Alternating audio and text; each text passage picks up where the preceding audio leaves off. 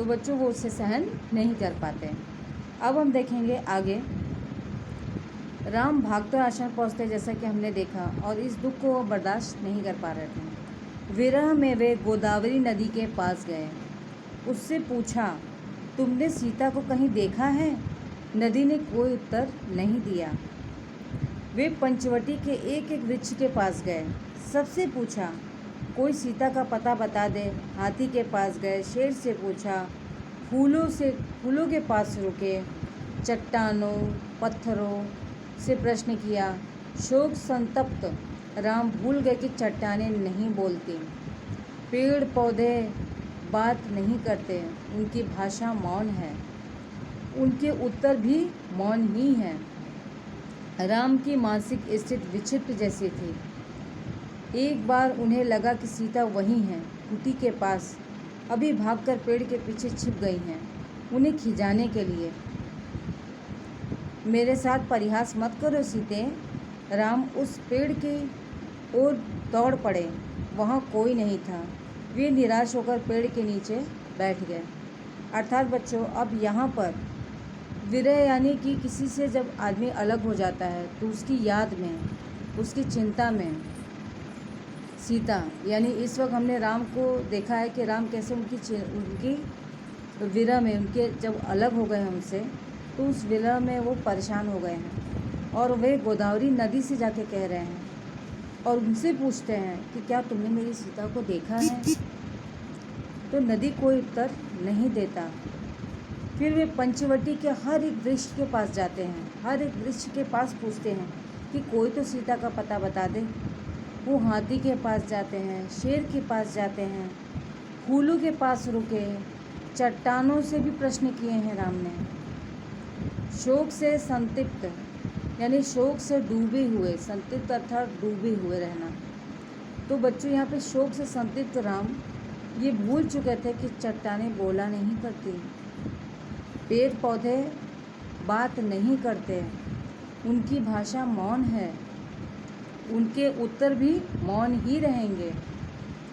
राम की मानसिक स्थिति एकदम विक्षिप्त, यानी कि वे अपने दुख में, अपने उस परेशानी में इतने विलुप्त हो गए थे कि उन्हें किसी बात का होश नहीं था कि वो क्या कह रहे हैं और क्या कह रहे हैं। एक बार जैसे उन्हें ये लगा कि कुटी के पास कहीं सीता होगी, वे भागकर पेड़ के पीछे छुप गई होंगी मुझे परेशान करने के लिए। तो वहाँ उस पेड़ के पास वो जाकर कहते भी हैं कि मेरे से परिहास यानी मुझसे मजाक नहीं करो सीते। राम उस पेड़ की ओर दौड़ भी जाते हैं, इसलिए दौड़ते कि कहीं उस पेड़ के पीछे सीता मिल जाए उन्हें और छुपी होंगी। तो उस पेड़ के पास बच्चों वो जाती हैं। वहाँ पर भी उन्हें कोई जवाब नहीं मिलता, यानी वहाँ पर भी कोई नहीं था।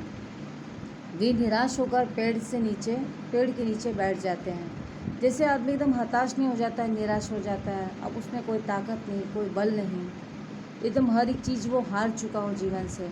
कुछ यही अवस्था इस वक्त राम की थी बच्चों। और ऐसी अवस्था में आदमी का दिमाग क्या चल रहा है, कैसे वो करेगा, वो सारी चीज़ें उसके दिमाग से निकल जाती हैं। उसे किसी भी बात का होश नहीं रहता कि वो क्या कर रहा है। आप बताओ बच्चों, क्या पर्वत, पहाड़, पेड़ पौधे ये बात करते हैं? नहीं ना। ठीक इसी प्रकार से राम जानते हैं हर चीज़ को, लेकिन इस वक्त वो उस अवस्था में नहीं है कि उस चीज़ों को जान सकें या उसको समझ सके कि वो क्या कर रहे हैं, क्योंकि इस वक्त उनकी मनोस्थिति सही नहीं थी। उन्हें खुद नहीं होश था, बस उन्हें ये था कि कोई तो जवाब दे दे। नदी से जाके पूछने का तात्पर्य हम क्या समझेंगे बच्चों? आप सोचो कि सीता के प्रति उनका जो असीम प्रेम था वो उनसे क्या क्या करवा रहा था। क्या नदी कभी बोलती है? नहीं। नदी कभी बोलेगी? बिल्कुल भी नहीं। अब यहाँ पे पेड़ पौधे, चट्टानें, यहाँ तक कि शेर, हाथी, ये सभी चीज़ें ये जिस भाषा में बोलती हैं या वो हर एक चीज़ मौन होती है बच्चों।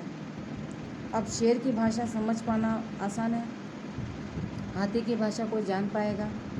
और इसी प्रकार से राम हर एक पशु पक्षी, पेड़ पौधे, हर किसी एक एक वृक्ष के पास यानी एक एक पेड़ के पास राम जाते हैं कि कोई बस उन्हें ये बता दे कि सीता कहाँ है।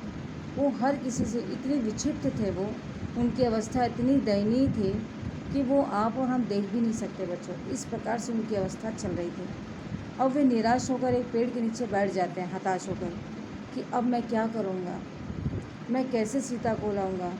यहाँ तक कि बच्चों वो ये भी सोचते हैं कि हो सकता है सीता आश्रम में हो, आश्रम के एक पेड़ के पास जहाँ पर वो छुप गई होंगी।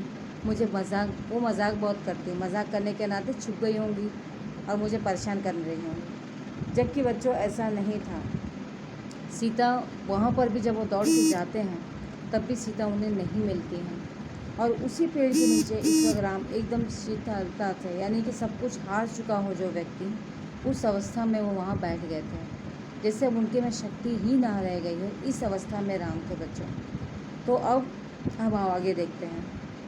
राम का दुख लक्ष्मण से देखा नहीं जा रहा था, उनका व्यवहार सहन नहीं हो पा रहा था। वे राम के निकट गए, विलाप करते राम ने कहा, मैं सीता के बिना नहीं रह सकता, तुम अयोध्या लौट जाओ लक्ष्मण। मैं वहाँ नहीं जाऊँगा, यहीं प्राण दे दूँगा। मैं सीता के साथ आया था, उसके बिना कैसे लौटूँगा, नगरवासियों को क्या मुँह दिखाऊँगा। तुम जाओ, मुझे यहीं छोड़ दो। आप बच्चों देख सकते हो कि एक भाई, एक पति जो दोनों दायित्वों को इस संयम, इस अवस्था में भी अपने पे बरतते हुए कि उसकी सुरक्षा दृष्टि को देखते हुए, चूँकि उनकी शक्ति थी सीता और सीता वहाँ थी नहीं बच्चों, वो यही लक्ष्मण को भी समझा रहे हैं। और राम के इस दुख को लक्ष्मण से देखा नहीं जा रहा था, वे उसको सहन नहीं कर पाए थे कि अपने भैया की इस अवस्था को भी उन्हें देखना था। वे उनका व्यवहार, जिस प्रकार से वो व्यवहार कर रहे थे, जो जो चीज़ें वो कर रहे थे, वो भी लक्ष्मण को सहन नहीं हो रही थी और वे राम के निकट जाते हैं।